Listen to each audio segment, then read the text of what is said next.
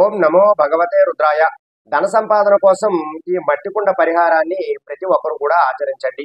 అయితే ముందుగా మీరు ఒక చిన్నపాటి మట్టి కుండను తీసుకుని దానిలో 5 రకముల నాణ్యాలను వేయాలి. అలాగే దానిలో 5 రకముల ధాన్యాలను వేయాలి. అంటే మనకి నవగ్రహాలలో సూర్యుడికి గోధుమలు, చంద్రుడికి ధాన్యము, అలాగే కుజుడికి కందులు, బుధుడికి పెసలు, గురుడికి శనగలు, శుక్రుడికి బొబ్బర్లు, శనీశ్వరుడికి నల్ల నువ్వులు, అలాగే రాహుకి మినువులు, కేతువుకి ఉలవలు కూడా ఉంటాయి కదా. వాటిలో ఏవైనా 5 ధాన్యములను మీరు ఆ మట్టి కుండలో కొంచెం కొంచెంగా వేయాలి. ఏవైనా 5 రకాలు తీసుకొని వచ్చును. అయితే ఈ మట్టి కుండను పైన ఒక ఎర్రటి క్లాత్ ని చుట్టి మీ యొక్క పూజా మందిరం దగ్గర పెట్టుకుని శుక్రవారం నాడు ఈ పరిహారం ఆచరించండి.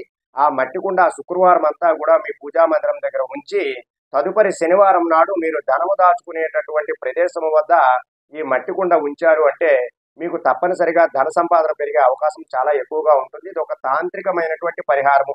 ఈ మట్టి కుండ ఎందుకు మట్టి కుండే వాడాలి అంటే మనకి భూమి అంతా కూడా గురుత్వాకర్షణ శక్తి ఎక్కువగా ఉంటుంది, గ్రావిటేషనల్ ఫోర్స్ ఎక్కువగా ఉంటుంది. కాబట్టి మీరు ఈ మట్టి కుండతో చేసేటటువంటి పరిహారం కూడా మీకు చక్కనైనటువంటి ఫలితాలు అనేటటువంటివి కనిపిస్తుంది.